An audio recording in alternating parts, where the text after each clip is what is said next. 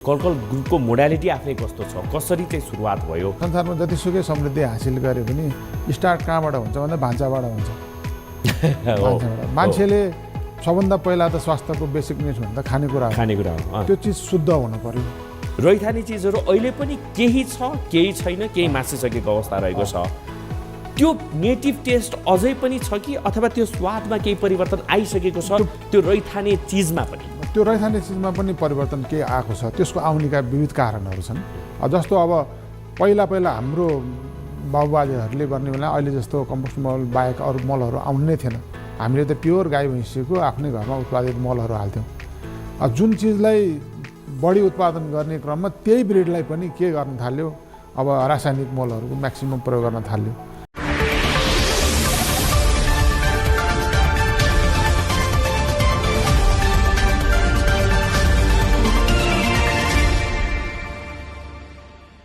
नमस्कार, स्वागत छ दर्शकवृन्दहरूलाई कार्यक्रम भोइस अफ एन्टरप्रेन्योरमा। म रोहन श्रेष्ठ। भोइस अफ एन्टरप्रेन्योरको आजको यस श्रृङ्खलामा हामीसँग हुनुहुन्छ कलकल ग्रुपका अध्यक्ष, समाजसेवी, त्यस्तै गरेर पूर्व कर्णेल रविराज कार्की आज हामीसँग हुनुहुन्छ।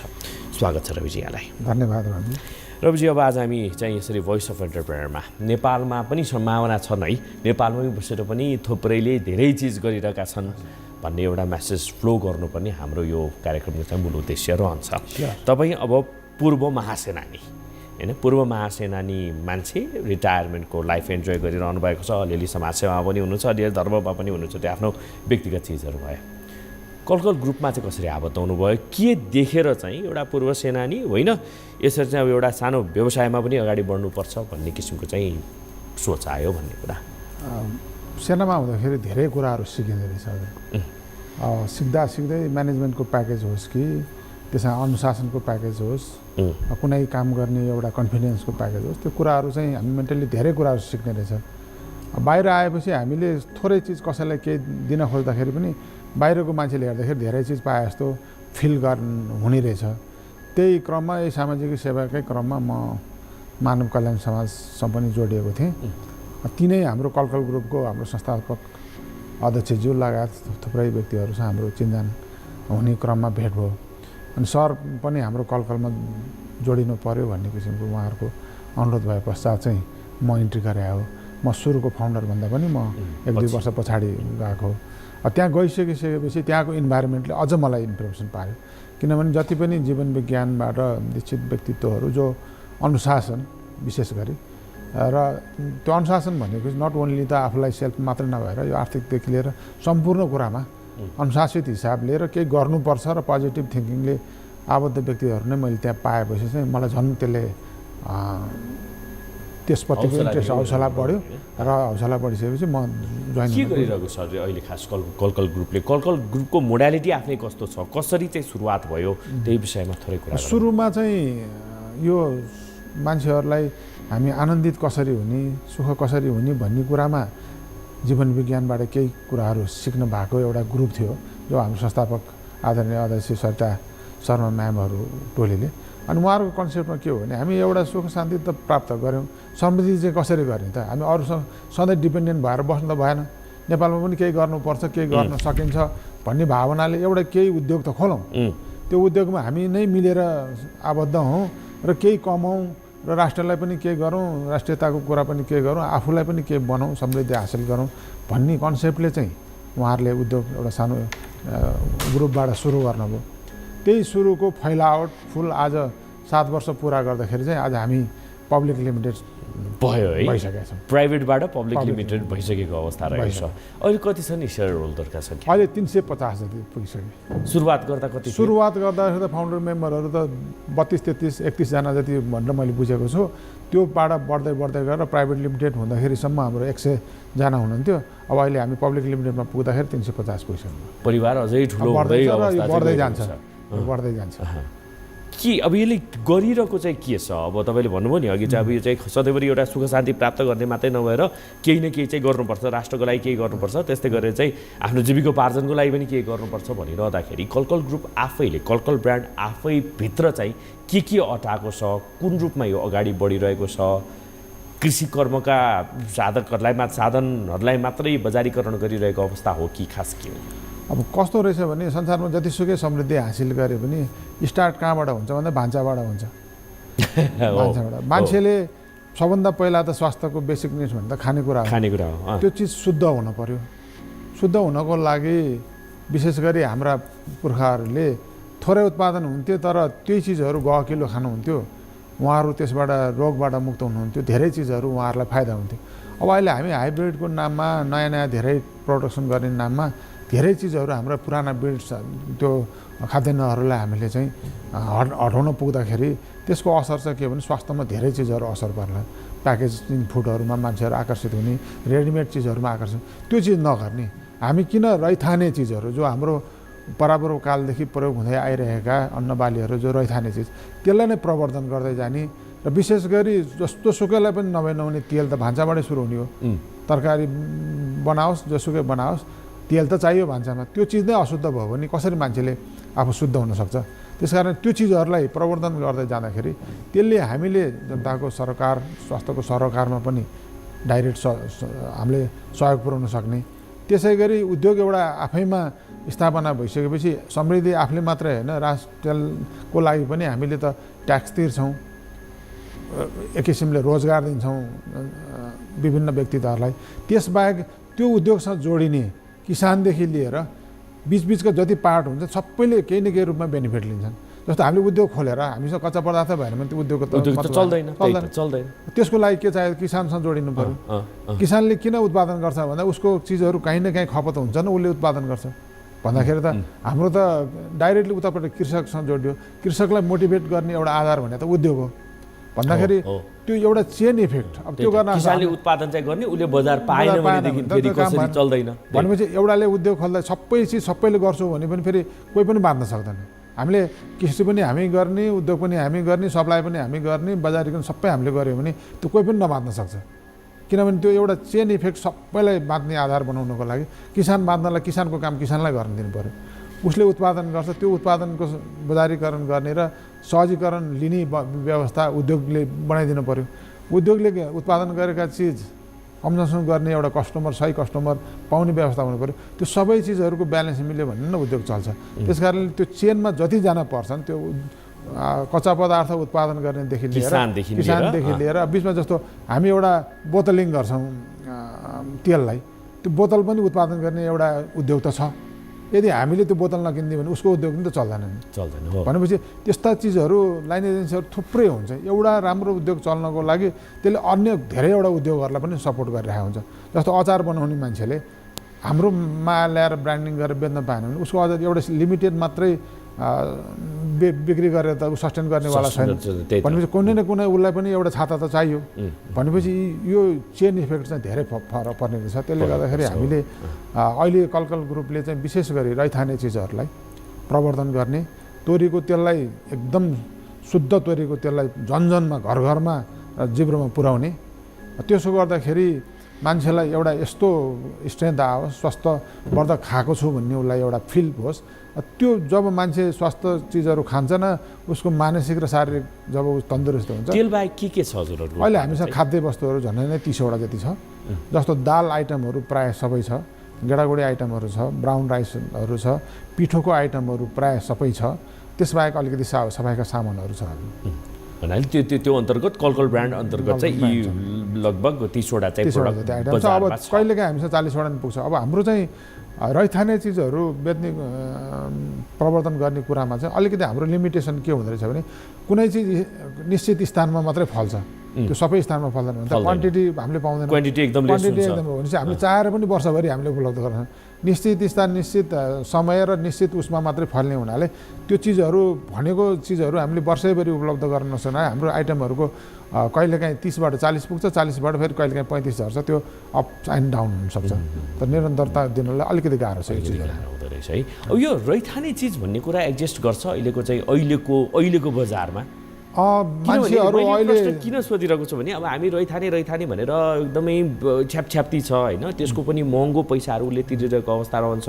रैथाने चिज रे, अर्ग्यानिक चिज रे, यसमा चाहिँ अब पेस्टिसाइड्सहरू नहालेको कुरा रे भनेर अनेक मार्केटमा पाउँछौँ नि। तपाईँको महदेखि लिएर तपाईँको चाहिँ चामलदेखि लिएर तपाईँले भने जस्तै ब्राउन राइसदेखि लिएर तरकारीदेखि लिएर अनेक छन् बजारमा होइन। तपाईँको चाहिँ तेल आफै पनि थुप्रै ब्रान्डमा बजारमा चाहिँ छन्। यो चाहिँ एकदमै अर्ग्यानिक रे, प्योर रे, कहाँको रे, खोकनाबाट चाहिँ प्योर अर्ग्यानिक ल्याएको रे, अथवा चाहिँ कुनै एउटा अर्को ठाउँबाट ल्याएको रे, अनेक किसिमका चाहिँ छन्। सरसर्ती हेरिदियो भनेदेखि पत्याउने कि नपत्याउने त आम नागरिकले भन्ने कुरा कि। त्यही भएर यो रैथाने भन्ने चिज एक्जिस्ट गर्छ कि गर्दैन, साँच्चै नै तपाईँको चाहिँ यो अर्ग्यानिक भन्ने चिज एक्जिस्ट गर्छ कि गर्दैन भन्ने नै एउटा मेजर क्वेसन छ। एकदम महत्त्वपूर्ण क्वेसन गर्नुभयो। यसमा अब अर्ग्यानिक भनेर हामीले यहाँ यदि यो आख्यान गऱ्यौँ भने, बखान गऱ्यौँ भने त्यो चाहिँ उपयुक्त नहोला, किनभने अर्ग्यानिकको धेरै क्राइटेरियाहरू मिट गरेपछि मात्रै त्यो अर्ग्यानिक बन्छ। अब रैथाने चिज भनेको चाहिँ अब हजुरले जति याद गर्नुभयो, कुनै बेला हामीले घरमा पाकेको चामल खाँदाखेरि, एउटा पोखरेली मसिनो चामल खाँदाखेरि घरमै सरर बास्न आउने मुखमा त कवास, त्यही त त्यो फिल हुन्थ्यो। अब अहिले हामीले हेर्दाखेरि त्यस्तै देखिने लङरेनहरू पनि खाँदाखेरि त्यही जुन हामीले पहिला खाएको भनेपछि त्यो चिजहरू अब जस्तै दालैहरू पनि हेर्दाखेरि छङ्रङ्ग परेको, हेर्दाखेरि नराम्रो जस्तो देखिने दाल र बजारमा पाइने चिल्ला गेडाहरू फलाएको हेरेर खाने हो भने, पकाउनुभन्दा अगाडि मान्छेको आँखाले मात्रै हेर्ने हो भने अहिलेको दाललाई राम्रो भन्छ, र तर त्यो छङ्रङ्ग परेको दाल पकाएर खाँदाखेरि त्यो टेस्ट हेर्ने हो भने आकाश पाताल फरक हुन्छ। त्यही सिमीहरू पनि हेर्दाखेरि नराम्रो देखिने चिज र अहिलेको हाइब्रिडमा हेरेको चिजहरू पकाएर खाँदाखेरिको त्यो टेस्टले फरक हुन्छ। त्यस कारण त्यो रैथाने भन्ने त्यहाँबाट थाहा हुन्छ। जुन कुराहरू पकाएर टेस्ट नगरिकन थाहा हुँदैन, र हेर्दाखेरि पनि अलिकति पुरानो खालको हेर्दाखेरि अहिलेको जस्तो अलिक सर्लक्क नपरेको हेर्ने हो भने त्यसमा चाहिँ विशेष स्वाद हुन्छ। त्यस कारणले मान्छेहरूलाई त्यो चिज थाहा छ। किन हाम्रो अहिलेको यो अहिले जुन जेनेरेसनमा हामी बाँचिरहेका छौँ, अहिले त हामीसँग 3टा जेनेरेसन छ। हाम्रो बुवाहरूको जेनेरेसन होला, हाम्रो जेनेरेसन छ, र हामीभन्दा यङ जेनेरेसनहरू पनि छ नि। त्यो अहिलेको जेनेरेसनले खालि प्याकेज फुड र अहिले नयाँ चिजहरू ब्रिड मात्रै अनुभव गरेको जेनेरेसन छ, र बुवाहरूको पाला र जस हामी बिचको पालाहरूको त दुईटै चिज अनुभव गरेको छ। केही हदसम्म त्यो स्वाद हामीले पुरानो स्वाद पनि हामीलाई थाहा छ र नयाँ स्वाद पनि थाहा छ। भनेपछि अब हामीले अहिले अध्ययन गर्ने क्रममा सिन्धुली, दाङ र यो विभिन्न पहाडी क्षेत्रहरूमा, जुम्लाहरूबाट जुन चिजहरू ल्याएर हामी हाम्रै फ्याक्ट्रीमा पनि टेस्ट गरेर हेर्दाखेरि त्यसबाट पाएको र बजारबाट ल्याएको त त्यो हामी थाहा पाइहाल्छौँ, प्रयोग गरेरै हेर्छौँ नि हामी। हाम्रा ल्याब टेस्ट भन्दा नि हाम्रो जिब्रै यो चिजहरू हो कि होइन भने पकाएर हाम्रै स्टाफहरूले चेक गरेर यो छलफल भइसकेपछि यो ओके छ प्रवर्तनको लागि भनेपछि मात्रै हामी गर्छौँ। नत्र भनेदेखि, किनभने भोलि त बजारबाट लिएर आएर जथाभावी बेच्न थाल्यो भने त हाम्रो एउटा कलकलको एउटा जुन ब्रान्ड छ, बनाउने जुन सपना देखेको त्यो इज्जत त हाम्रो जान्छ। हाम्रो त धेरै पर जानु छ भने सपना देखेको छ, आज बल्ल 7 वर्ष भयो। अब फ्याक्ट्रीको र भोलि उद्योगको धन्दाको लाइफमा त 300 वर्ष पनि केही पनि होइन। अझै पनि रैथाने चिजहरू छ। मैले यो प्रश्न किन गरेँ भने नि, केही समय अगाडि मात्रै, आजभन्दा 10-15 वर्ष अगाडि मात्रै हेर्ने हो भने पनि तपाईँको चाहिँ हाम्रै यही काठमाडौँकै बजारमा जाने हो भने पनि त्यो लसुन छ नि, लसुनको जुन टेस्ट रहेको थियो त्यो रैथाने नेपाली टेस्ट रहेको थियो। अदुवाको जस्तो किसिमको चाहिँ एउटा टेस्ट रहेको थियो, त्यो हिजो आज पाउँदैनौँ कि। हेर्दाखेरि राम्रो, तर त्यो पाउँदैनौँ होइन। अहिले के भनिन्छ भने नेपाली लसुन त मासिसक्यो। तपाईँले अघि भन्नुभयो नि त्यो पोखरेली चामल होइन, त्यसको एउटा किसिमको चाहिँ टेस्ट आउँथ्यो होइन, विगतमा जस्तो एउटा किसिमको बास्ना आउँथ्यो होइन। अहिले त्यही ठाउँमा त्यस्तै किसिमको धान उमारेर ल्याए पनि पहिलाको टेस्ट त पाउनै छोडिसक्यो भन्ने किसिमको बुझाइ पनि छ। रैथाने चिजहरू अहिले पनि केही छ, केही छैन, केही मासिसकेको अवस्था रहेको छ। त्यो नेटिभ टेस्ट अझै पनि छ कि, अथवा त्यो स्वादमा केही परिवर्तन आइसकेको छ त्यो रैथाने चिजमा पनि? त्यो रैथाने चिजमा पनि परिवर्तन केही आएको छ। त्यसको आउनेका विविध कारणहरू छन्। जस्तो अब पहिला हाम्रो बाबुबाजेहरूले गर्ने बेला अहिले जस्तो कम्पोस्ट मल बाहेक अरू मलहरू आउनु नै थिएन। हामीले त प्योर गाई भैँसीको आफ्नै घरमा उत्पादित मलहरू हाल्थ्यौँ। जुन चिजलाई बढी उत्पादन गर्ने क्रममा त्यही ब्रिडलाई पनि के गर्न थाल्यो, अब रासायनिक मलहरूको म्याक्सिमम प्रयोग गर्न थाल्यो। अनि माटोको जुन पहिलाको उर्वरा शक्ति थियो त्यो चिजलाई बिस्तारै विभिन्न पेस्टिसाइड र यो केमिकलयुक्त मलहरूले गर्दाखेरि त्यो पनि अलिकति परिवर्तन हुँदाखेरि जुन रैथाने चिजलाई पनि त्यसले केही न केही असर गरेर अहिले जुन ओरिजिनल हामीले गाई भैँसीको मलमा प्राप्त गर्ने जुन स्वाद छ त्यो चाहिँ नहुन सक्छ।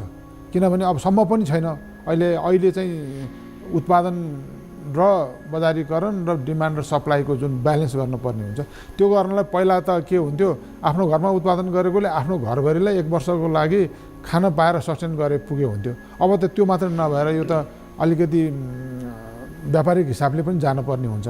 त्यो गर्दाखेरि त्यो उत्पादनले त पुग्दैन भन्दाखेरि अब अहिले मान्छेहरूले के गर्न थाले बाहिरबाट लिएर आएर केमिकलयुक्त विभिन्न मलहरू राख्न थाल्दाखेरि हाम्रो जुन माटोको उर्वरा शक्तिमा चाहिँ उर्वर त बढ्यो तर त्यसले हाम्रो टेस्टलाई र हाम्रो ब्रिडहरूलाई अलिकति केही न केही चाहिँ परिवर्तन गरिदिएको छ। तर तैपनि हामी सकेसम्म अवेरनेस जगाएर यो चिजहरू कम गऱ्यो भने यो चिजलाई फर्काउन सकिन्छ भन्ने विषयमा चाहिँ हामी दृढ छौँ र बिस्तारै हुन्छ। अब यो फेरि आजको भोलि नै हुँदैन, बिस्तारै अवेरनेस भयो। किनभने आजभन्दा केही समय अगाडि मान्छेलाई बिहान एक्सर्साइज गर्नुपर्छ भन्ने पनि त त्यति जागरुकता थिएन नि त। यो शरीरलाई अलि हेल्दी राख्नुपर्छ भन्ने पनि थिएन। काम गरेर छँदैछ, हिँडेर छँदैछ, किन गर्नु पर्यो एक्सर्साइज भन्थ्यो नि त। तर मानसिक रूपमा स्वास्थ्य रूप हुनको लागि त एक्सर्साइजहरू खानपान सबै चिजहरू चाहिने रहेछ भन्ने अवेरनेस छ नि।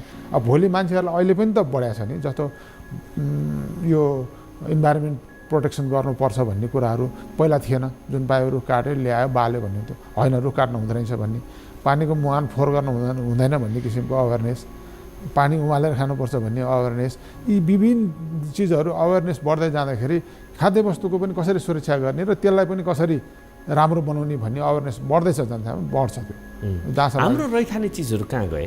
रैथाने चामल, रैथाने अघि कुरा गरे जस्तै गरेर लसुन, अदुवा, गोलभेडा, अब त्यो कस्तो भइदियो भने मान्छेहरूले नयाँ र धेरै उत्पादन र धेरै कमाउने हिसाबमा बाहिर विदेशबाट आएका नयाँ हाइब्रिडहरू लिएर आएर जब रोप्न सुरु गर्न थाले, उत्पादन के भइदियो, जति उत्पादन हुन्थ्यो र आफूलाई खान नपुग्ने उत्पादन हुन्थ्यो भने अब खाएर पनि बिक्री गर्न पुग्ने उत्पादनहरू हुन थाले।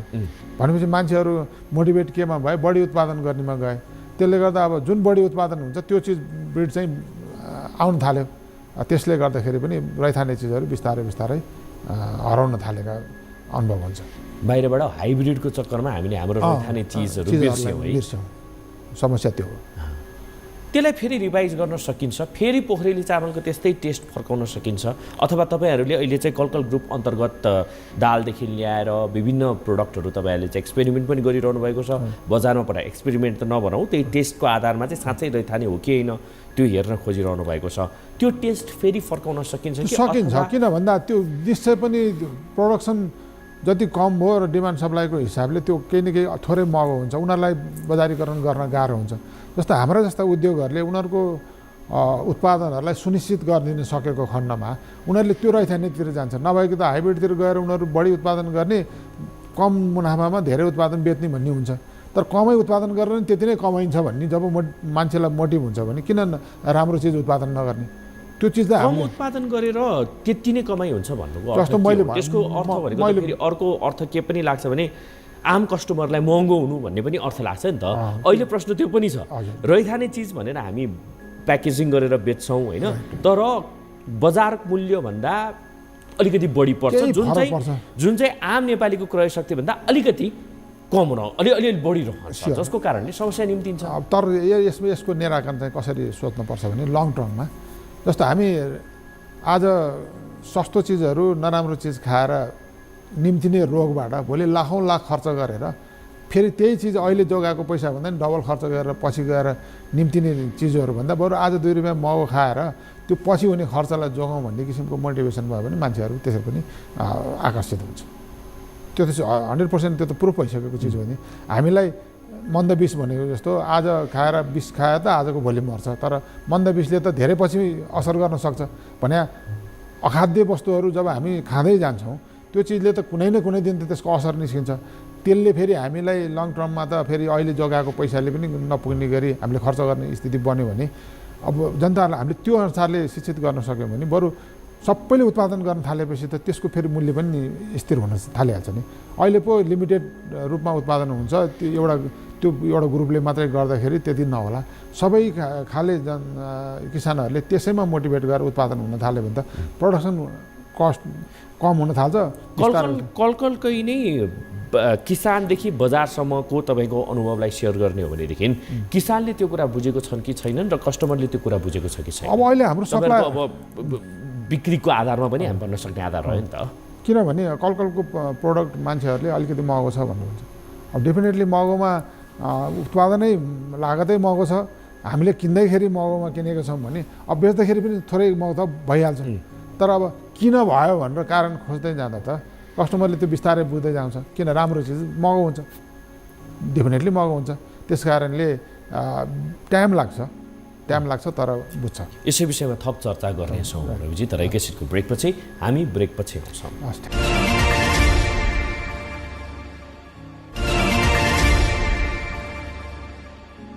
ब्रेकपछि पुनः स्वागत छ। आज हामीसँग कलकल ग्रुपका अध्यक्ष रविराज कार्की हुनुहुन्छ। रविजी पुनः स्वागत छ यहाँलाई। रविजी, अब यो बुझाउने कुरा छ नि होइन, नेटिभ हाम्रो चाहिँ आफ्नै प्रोडक्टलाई बजारीकरण गर्नुपर्छ भन्ने कुराहरू के कुरा बुझ्नु जरुरी छ? कसले कहाँबाट के गर्ने? अहिले त 3 तहको अब तपाईँहरूले किसानसम्म जाँदाखेरि स्थानीय तहसम्मको चाहिँ भूमिका हामी चाहिँ देख्न सक्छौँ होइन। बजारमा अब तपाईँहरू हुनुहुन्छ होला, मार्केटिङ गर्नको लागि तपाईँहरू हुनुहुन्छ होला। कसले कहाँ के गर्ने? सङ्घले के गर्ने, प्रदेशले के गर्ने, स्थानीय तहले के गर्ने, व्यापारीले के गर्ने, किसानले के गर्ने, यो अलिकति चर्चा गरौँ न। अब यो एउटा चाहिँ मूल नीति भनेको राजनीति भन्छ। अब देशमा कुनै पनि लिडिङ रोलमा बसेको, चाहे त्यो सङ्घ, चाहे प्रदेश, चाहे स्थान लेभलमा होस्, उहाँहरू नै पहिला प्रशिक्षित हुनुपर्ने आवश्यक छ। यसका एडभान्टेजहरू डिसएडभान्टेजहरू थाहा पाउनको लागि तब न नीति निर्माण सुरु हुन्छ। अब उहाँहरूले त्यो खालको सोच अहिले नआएको भन्न पनि सकिन्न। धेरै जस्तो ठाउँमा त्यो खालको जनतालाई अलिकति जागरुक बनाउने, स्थानीय लेभलमा अलिकति अधिकार सम्पन्न पनि भएर गएको अवस्थामा उनीहरूलाई के गर्दा चाहिँ अलिकति बढी जागरुक गर्न सकिन्छ, के गर्दा चाहिँ उत्पादन वृद्धि हुन सकिन्छ भन्ने किसिमको त अलिकति बढेको छ। तर कतिपय हाम्रो नीतिगत झन्झट भनेर मैले भन्छु नि, अब वान डोर पोलिसी भनेर हामी धेरै ठाउँमा सुन्छौँ।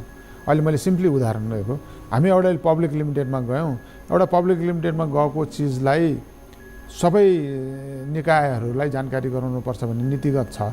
त्यो चिज त अब डिजिटलाइजको जमानामा एउटा कमन रेजिस्ट्रारको कार्यालयमा हाम्रो सम्पूर्ण डकुमेन्टेसन त्यहाँ एकचोटि बुझाइसकेपछि त्यही चेन अन्तर्गतका चाहे त्यो सिडिओ कार्यालय, चाहे कर कार्यालय, चाहे अरू चिजहरूमा पनि त्यो सिस्टमले नै सबैतिर जानकारी हुने अवस्था हो भने अहिले हामी प्रत्येक एउटा चिज अपडेट गर्नको लागि 8-9वटा कार्यालयहरूमा धाउनुपर्ने हुन्छ। भनेपछि त्यस्तो झन्झटिया प्रक्रियाहरूले गर्दाखेरि के हुन्छ भने मान्छेलाई यो काम गर्नेतिर मोटिभेट नहुन सक्छ। त्यही भएर नीतिगत रूपमै एउटा कसरी हुन्छ सहजीकरण, उद्योग मैत्री वातावरण, जनतालाई उत्पादन मैत्री वातावरण जस्तो सजिलै लाइन उत्पादन गराइदिने। अब अहिले हामीसँग जमिन खण्डीकरण गएर धेरै टुक्रा जमिन भइसक्यो। त्यसो गरेर उत्पादन वृद्धि हुने सम्भावना हुँदैन।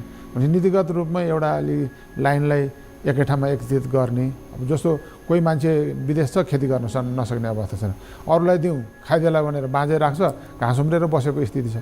तर नीतिगत रूपमै त्यो उसको आफ्नो सम्पत्ति सुरक्षित हुने भन्ने उसलाई लाग्यो भने त उसले राज्यलाई सर्टेन लिजमा दिन सक्छ। त्यस्तै गरेर एउटा ढिको बनाइदिने, लाइनलाई ढिका बनाएर ल यो गरेर खा, जहाँ जे उत्पादन हुन्छ त्यो खालको गरेर नीतिहरू बनाइदिने हो भनेदेखि चाहे त्यो सङ्घ लेभलमा होस्, चाहे प्रदेश लेभलमा होस्, चाहे स्थानीय लेभलमा होस्, त्यसले चाहिँ हाम्रो उत्पादन वृद्धिमा धेरै नै ठुलो असर गराउँछ। दोस्रो कुरा उनीहरूलाई के भन्नु पऱ्यो भने सकेसम्म अहिलेका हाइब्रिड चिजहरूलाई भन्दाखेरि पनि हाम्रा जुन रहिथाने चिजहरू जसमा पौष्टिक तत्त्वदेखि लिएर सबै चिजहरू राम्रो चिजहरू हुन्छन् भने त्यो चिजहरू उत्पादन गर। 2 रुपियाँ तिमीहरूलाई पुगेन भने राज्यले हामीले तिमीहरूलाई सपोर्ट गर्छौँ भन्ने एउटा कन्फिडेन्स पनि दिनु पऱ्यो।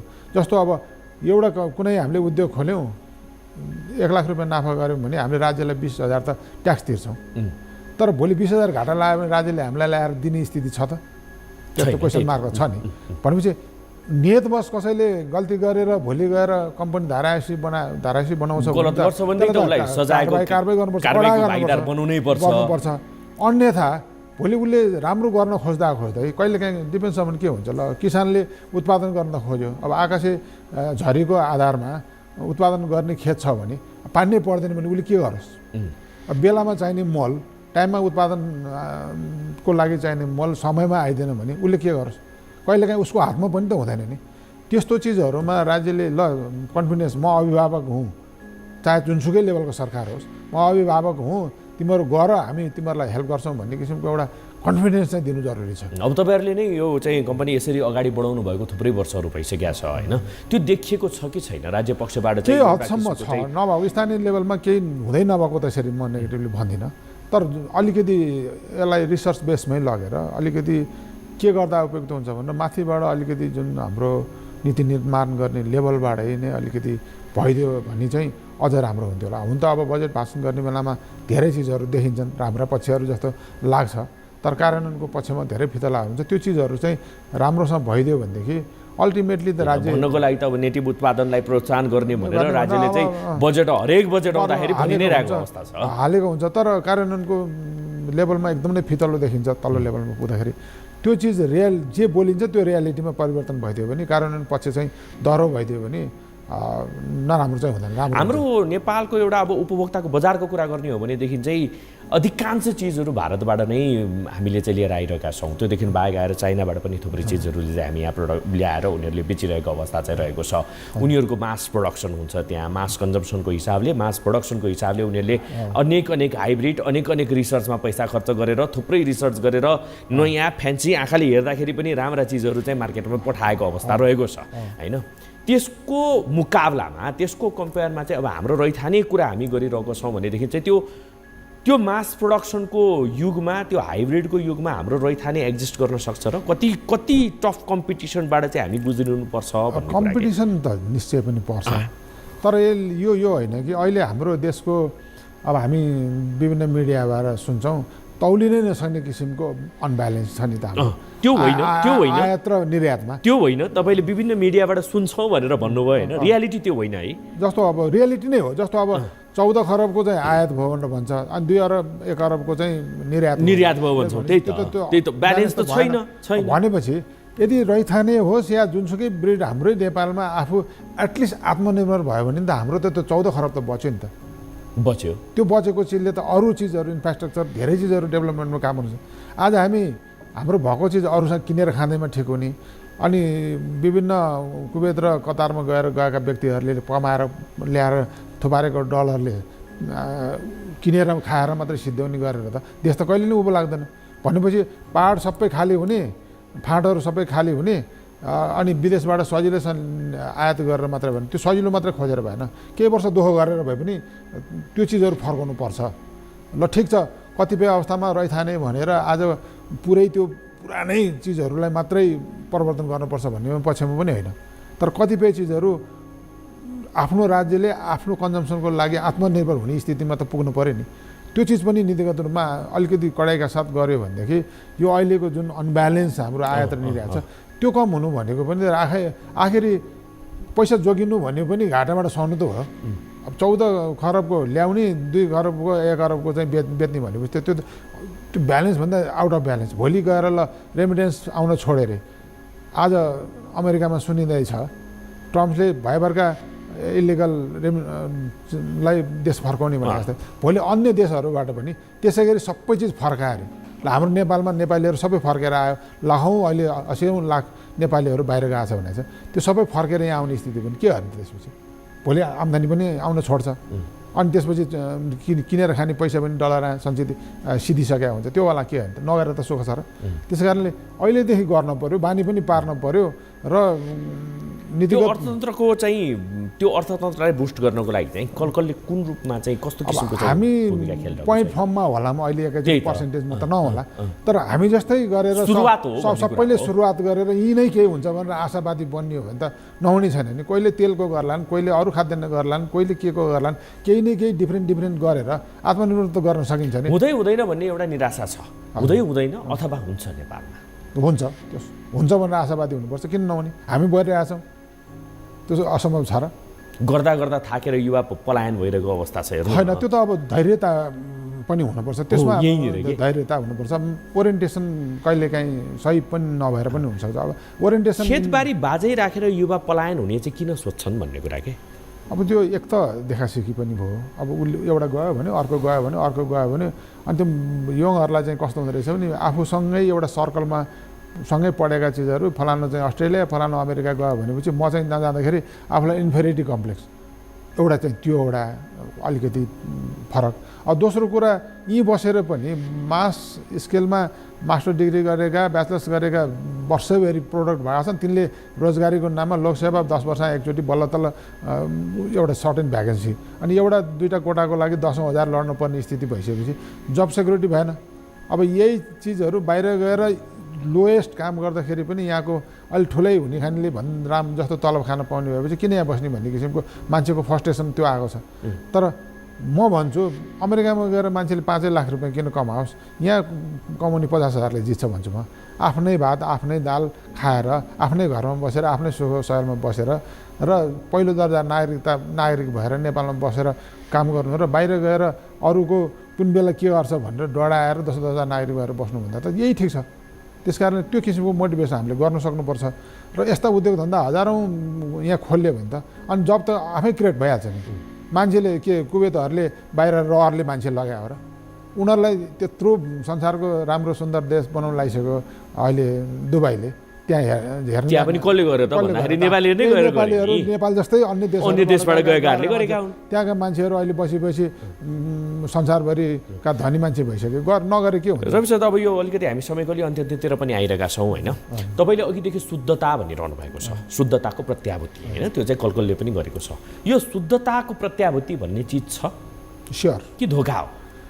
अब नियतमा फरक पर्छ, इन्डिभिजुअल नियतमा अथवा ग्रुप नियतमा भनौँ नि। अब कसैलाई छिटो प्राप्त गरौँ टाढा नजाउँ भन्ने लाग्यो भने छिटो कमाउ अभियान भयो भने जे पनि हुनसक्छ। हाम्रो त्यो होइन, हामी लामो समय जाउँ, हाम्रो जीवन सिद्धिन सक्छ तर कलकल नसिद्धियोस् भन्ने लाग्ने हो। हामी हिस्ट्री बन्न त धेरै टाइम लाग्छ तर मान्छेको जीवन त कति हुन्छ। त्यस कारणले त्यो हिस्ट्री बनाउनको लागि त धेरैवटा जेनेरेसन पार गर्नुपर्छ। कलकल सुरुवात भएको छ, यसले धेरै जेनेरेसन पार गर्छ। कलकलको योजना के हो?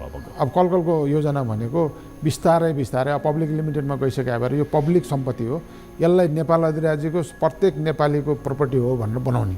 त्यो बनाउनको लागि बिस्तारै हामी यसलाई एक्सपान्सन गर्दै लान्छौँ। आज हामीसँग 350 जना हुनुहुन्छ भने अब हामी आगामी वर्षमा 500 पुऱ्याउँछौँ। हाम्रो अहिले 3 करोड 4 करोडको टर्नओभरलाई हामी अर्को नेक्स्ट इयरमा 10 करोडको टर्नओभर बनाउने कोसिस गर्छौँ, प्रयास गर्छौँ। अनि जनजनमा कलकल भन्ने चिजको स्वाद चाहिँ जनजनमा पुर्याउने हामी कोसिस गर्छौँ। उत्पादन त नगर्ने, अब त्यो उत्पादनको क्षेत्रमा सुरुमै हामी हात हाल्न सक्ने स्थितिमा छैनौँ र त्यो बिस्तारै हामीले किसानहरूलाई मोटिभेट गरेर त्यो क्षेत्रमा पनि जान गर्ने तर टाइम लाग्छ। त्यो भनेको त फेरि तपाईँले अघि भने जस्तै चेन इफेक्ट पनि एउटा चेन इफेक्ट पनि पर्छ। किनभने अहिले नै हामीले सबैतिर हात हाल्दाखेरि कतैतिर पनि सफल नहुने स्थिति हुनसक्छ। पहिला यो चिजलाई स्ट्रङ बनाऊ, त्यसपछि बिस्तारै त्यो आफै स्ट्रङ भएर आउँछ। उत्पादन गर्ने व्यक्तिहरू पनि बजार पाइसकेपछि त ऊ त मोटिभेट भएर काम गर्न थालिन्छ। मोटिभेट भएको छन् कि छैन? अहिले पनि छन् किनभने अब अहिले त्यत्रो 30 वटादेखि 35 वटा 40 किनभने रैथानेले त अहिले रैथाने भनेर जसले राम्रै उत्पादन गरेको छ तिनीहरूले त दिनै सकेका छैन नि अहिले। किनभने अहिले रैथानेको नाममा काठमाडौँमै हेर्ने हो भने हजारौँ पसल छन्। अब त्यही नाम गरेका अघि सरले सुरुमा भने जस्तो गरेर त तिनले त्यो उत्पादन पाएका छन् त। किनभने लिमिटेड, मैले भने नि लिमिटेड स्थानमा हुन्छ। जस्तो जुम्लामा फल्ने स्याउ हाम्रो काठमाडौँमा फल्दैन भनेपछि त्यो जुम्लाको स्याउले वर्षभरि पुऱ्याउन सम्भव छ त? त्यो त सम्भव छैन। फेरि त्यो सिजनमा मात्रै फल्छ, त्यही त त्यो ठाउँमा मात्रै फल्छ। एउटा सीमित लोकेसनमा सीमित ठाउँमा र सीमित सिजनमा मात्रै फल्ने चिजले वर्षभरि त पुऱ्याउन सम्भव छैन नि। भनेपछि त्यस्ता आइटमहरू धेरै छान्न पऱ्यो, जहाँ जे हुन्छ त्यही चिज उत्पादन गर्नु पऱ्यो। अनि एउटै चिज खाएर सस्टेन गर्नुपर्छ भन्ने छैन नि। हामीसँग त प्रकृतिले त धेरै चिज दिएको छ। बानी भयो चामल खाने, सिजन अनुसारले खाऊ भनेर दिएको छ। अब गहुँ उम्रिने बेला गहुँ उम्रिन्छ, अब चामल उम्रिने बेलामा मतलब धान उम्रिने बेलामा धान उम्रिन्छ भनेपछि कुन चाहिँ बेलामा के खाने, मकै खाने, सबैलाई ब्यालेन्स मिलाएर खाऊ भनेर त त्यो प्रकृतिले नै ब्यालेन्स चिजहरू दिएको छ। त्यो चिज हामीले नबुझेर न हो। हामी कस्तो पहिला हाम्रो घरमा मकैका आइटम पनि पाक्थे, चाहे त्यो ढिँडोको रूपमा होस्, चाहे हलुवाको रूपमा होस्, केही न केहीको रूपमा, रोटीको रूपमा होस्। अनि चामल पनि पाक्थ्यो। अब अहिले के भयो, राइस कुकरमा सट्ट चामल जोडिदिएपछि केही चलाउँदै नचलाएको 10 मिनटमा भात पाक्ने भयो। अब सबै चिजहरू सजिलोसँग पाक्ने भयो। भनेपछि त्यो पहिलाको आमाहरूले मस्काए जस्तो गरेर ढिँडो पकाएर, अब अहिले भात खाने भन्दा ढिँडो खानालाई रेस्टुरेन्टमा लाइन लाग्छ, महँगो छ। तर घरमा पकाएर कोहीले खाँदैन। किनभने हामीले त्यो चिज फर्काउन सकेनौँ भने, त्यो परिमार्जन रूप दिन पनि सकेनौँ विकल्प।